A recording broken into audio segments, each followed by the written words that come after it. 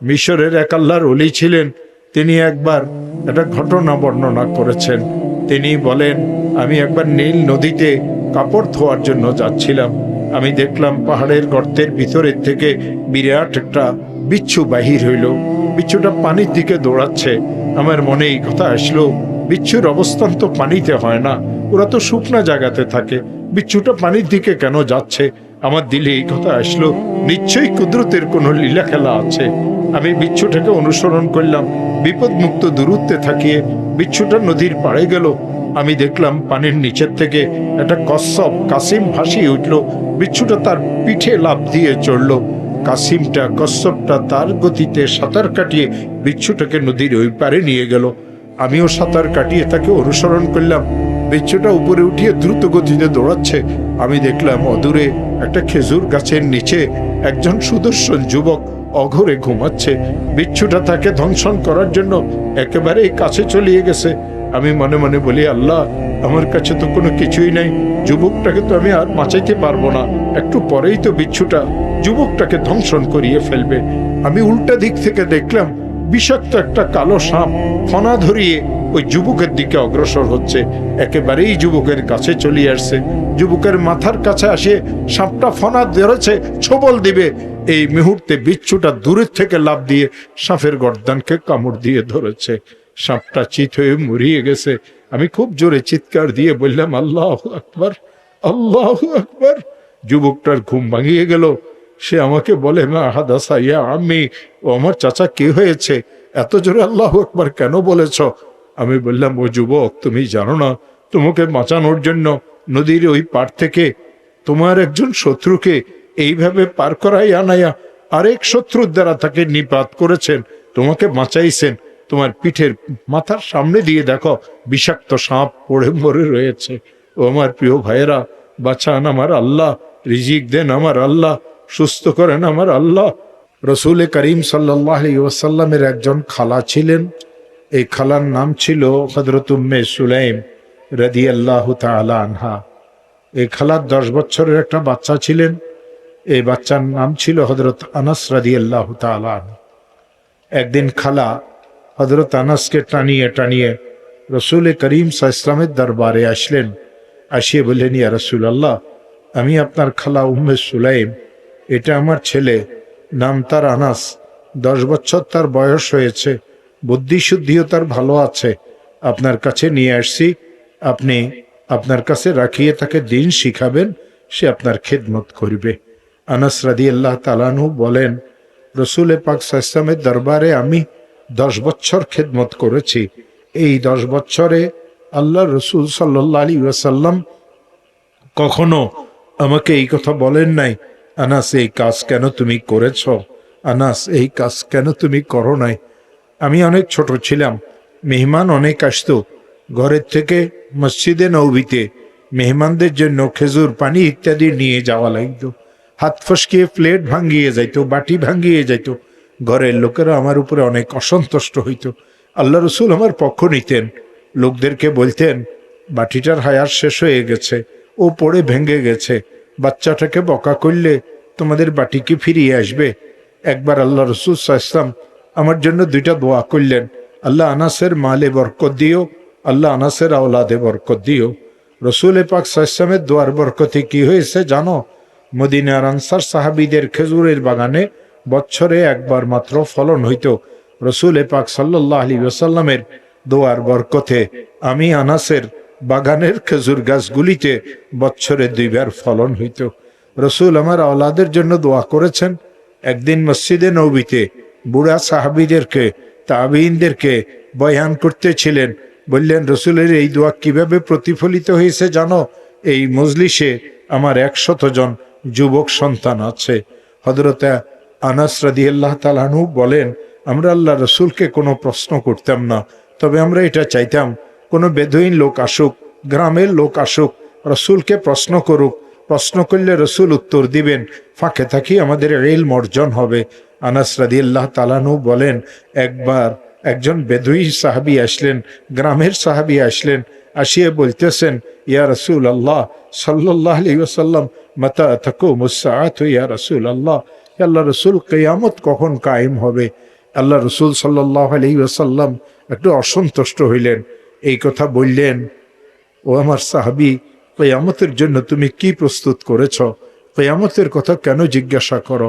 ওই সাহাবী কাঁদে আর বলে, ইয়া রাসূলুল্লাহ, আমার কাছে অনেক নামাজও নাই, ইয়া রাসূলুল্লাহ, আমার কাছে অনেক রোজাও নাই, ইয়া রাসূলুল্লাহ, আমার কাছে অনেক আমলও নাই, ওয়ালাকিন উহিব্বুল্লাহ ওয়া উহিব্বুকা ইয়া রাসূলুল্লাহ।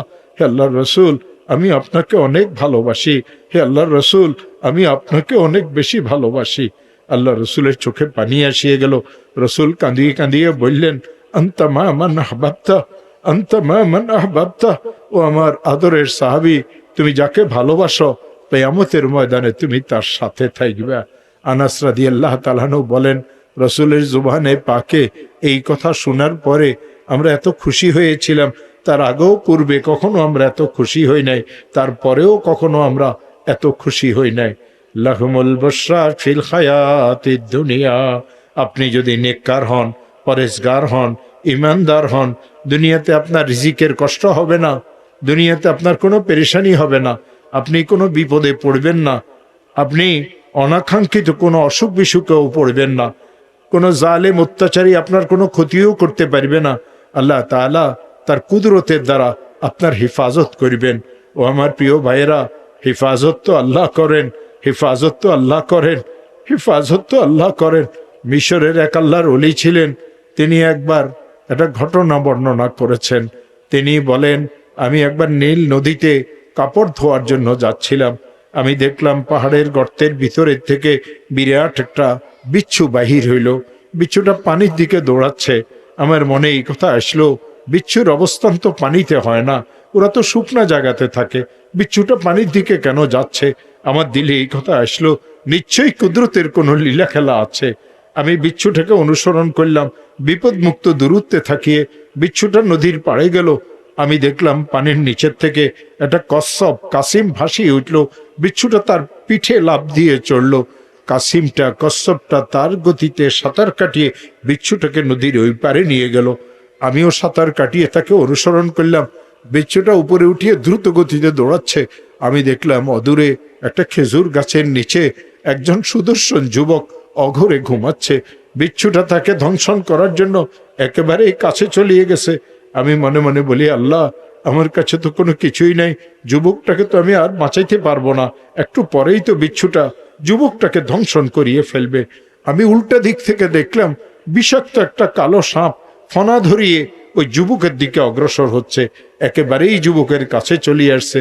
যুবকের মাথার কাছে আসে সাপটা ফনা ধরেছে, ছোবল দিবে, এই মুহূর্তে বিচ্ছুটা দূরের থেকে লাফ দিয়ে সাপের গর্দানকে কামড় দিয়ে ধরেছে। সাপটা চিত হয়ে মরিয়ে গেছে। আমি খুব জোরে চিৎকার দিয়ে বললাম, আল্লাহু আকবার, আল্লাহু আকবার। যুবকটার ঘুম ভাঙিয়ে গেল। সে আমাকে বলে, মা হাদাসা ইয়া আম্মি, ও আমার চাচা, কি হয়েছে? এত জোরে আল্লাহু আকবার কেন বলেছ? আমি বললাম, ও যুবক, তুমি জানো না, তোমাকে বাঁচানোর জন্য নদীর ওই পার থেকে তোমার একজন শত্রুকে এইভাবে পার করাই আনাইয়া আরেক শত্রুর দ্বারা তাকে নিপাত করেছেন, তোমাকে বাঁচাইছেন। তোমার পিঠের মাথার সামনে দিয়ে দেখো বিষাক্ত সাপ পড়ে মরে রয়েছে। ও আমার প্রিয় ভাইয়েরা, বাঁচান আমার আল্লাহ, রিজিক দেন আমার আল্লাহ, সুস্থ করেন আমার আল্লাহ। ওয়াইদা মারিস্তু ফাহুয়া ইয়াশফিন। আমি যখন অসুস্থ হই, আল্লাহই আমাকে সুস্থ করেন, আল্লাহই আমাকে রিজিক দেন, আল্লাহই আমার হেফাজত করেন, আল্লাহই সব কিছু করেন। কেউ আমার উপকার করতে পারে না, আল্লাহ যদি না চান।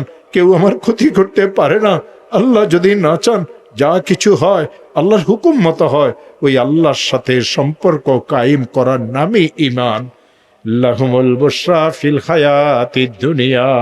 আপনি আল্লাহর ওলি হয়ে যান, দুনিয়ার হায়াত আপনার সুন্দর হবে, ঋণ মুক্ত জীবন আল্লাহ আপনাকে দিবেন। আল্লাহ আপনাকে অসুস্থ করবেন না, বিপদে আল্লাহ ফেলবেন না, মিথ্যা মামলা মোকদ্দমাতে ফাঁসাই দিবেন না, আপনার ছেলে আপনার সাথে বেয়াদবি করবে না, সুন্দর জায়গাতে আপনার মেয়েটার বিবাহ হয়ে যাবে, বিবাহিতা মেয়েটা খুব শান্তির সাথে তার জীবন কাটাবে। কেউ আপনাকে ধোকা দিয়ে সে দুনিয়াতে বাঁচতে পারবে না। ওয়াফিল আখিরা, আল্লাহ বলেন, ও আমার বান্দারা, ইমানের অবস্থাতে তাকওয়াই পরহেজগারি যদি এখতিয়ার করো, তোমার জন্য আখিরাতের হায়াত ও সুসংবাদ। ও আমার প্রিয় ভাইয়েরা, আমাদের বড় মাদ্রাসাগুলিতে একটা কিতাব পড়ানো হয়, এই কিতাব সব হুজুর পড়াইতে পারে না, সব ছাত্র এই কিতাব বুঝে না। এই কিতাব আকীদার কিতাব, এই কিতাবের মতনের নাম আল আকাঈদুন নাসফি, এই কিতাবের ব্যাখ্যা সরার নাম শরহুল আকাঈদ আন নাসফি। যিনি এই কিতাবের আসল লিখেছিলেন তার নাম ছিল আবু হাফস ওমর। একসময় তার ইন্তেকাল হয়ে গেল, সবাই মরে যাবে, তিনিও মরে গেলেন। ও আমার প্রিয় ভাইয়েরা, সবাই দাফন হয়, মরার পরে তিনিও দাফন হয়ে গেলেন। রাত্রিবেলাতে তার একজন ছাত্র তাকে স্বপ্নে দেখে, জিজ্ঞাসা করে, ওস্তাদজি, আল্লাহ তাআলা আপনার সাথে কি ব্যবহার করেছেন?